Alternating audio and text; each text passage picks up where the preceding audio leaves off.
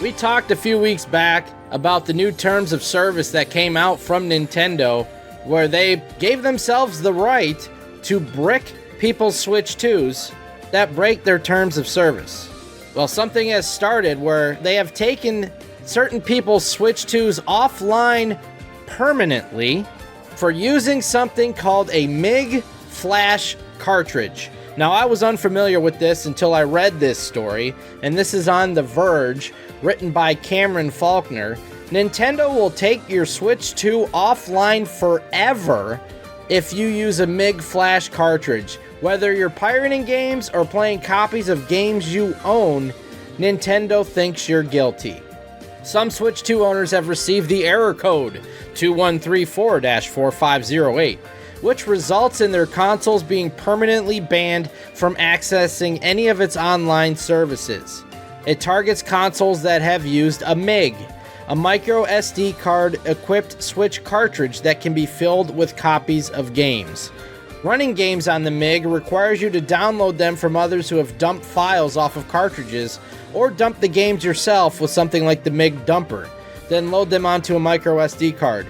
Whether you've used one to play pirated games or to play copies of games that you own, Nintendo's stance on the matter is broad. It considers both to be violations of its users' agreement. Why would you be allowed to make a copy of it even if you bought it? Is that legal?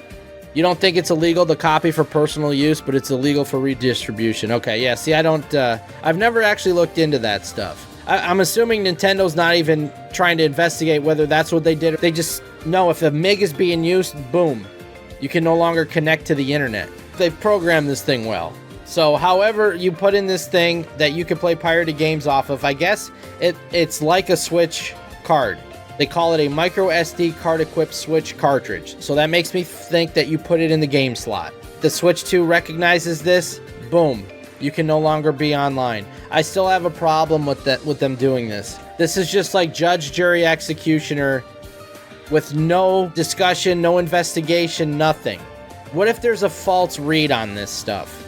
The way, again, I've talked about this when we talked about them bricking them, because apparently this isn't a definite brick. We're going to get to that.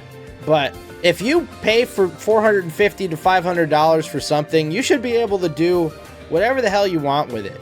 And if you break their terms of service and they want to remove your online account, I don't have a problem with that. But ruining your hardware that you paid for, I don't think that's right. I don't think that should be legal. I think this should be looked at on whether this is legal or not. Obviously, you shouldn't be pirating games and all that stuff in their eyes. I understand that. But if you want to delete their online services for that, and then maybe file a lawsuit over the copied games, sure, whatever. But just breaking their hardware, that crosses the line, in my opinion. It does work on unmodded consoles. Yes, that's correct. Yes, I understand the terms and conditions, but the penalty for breaking those does not seem right to me. The makers of the MIG cartridge have taken reasonable efforts to distance itself from what a majority of buyers will likely do with it, which is play pirated games. You can't make something like that and just assume that they're not going to do that. You know exactly what you're making this thing for. The cartridge's product page notes that it serves as a backup and development device solely supporting gaming using personal game backups. That's just covering their own ass. Come on, they know exactly what it's going to be used for. So this is where it gets really interesting, because Nintendo is not bricking the consoles of these people. Somebody posted a video on YouTube, Scattered Brain, their Switch 2 got banned. What happened was they could not get online, they could not go in the eShop, but they could play games offline. They no longer could use any of the virtual game cards. And a factory reset bricks it. It will not connect to the internet. And that's like one of the first steps, is to connect to the internet. It will be bricked if you do a factory reset. Otherwise, it's bricked in terms of using online things. This is something that Nintendo reserves the right to do per its updated account services user agreement and privacy policy. Now, they gave themselves the right to do. I'm not sure that the law would allow this if somebody contested it. Breaking their hardware because of this, that they just paid $500 for.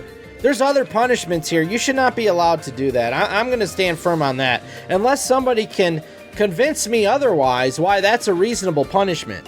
The most it should do is a 30 ban instead. Bricking the device is effed up. It is. I don't see how that's legal. You don't need to go online if you have all the games. Yeah, apparently you can play them offline, but if you factory reset the console, then it's dead because it can't download what it needs to run. Buy another Switch 2 and follow the rules. Yeah, I'm not defending these people for breaking the rules. Not at all. I just don't think the punishment fits the crime. But Nintendo doesn't give in on this. They're like the only ones that take down successfully the ROM sites and sue them for millions and send people to prison. I think the punishment is way overstretching their boundaries and their reach, breaking their hardware. Like I said, what if there's a false positive on this? What if I accidentally put in my thing loosely and it reads it wrong, or I pop it out and it thinks it's some other cartridge and then boom? That's very dangerous for this to be an automatic thing.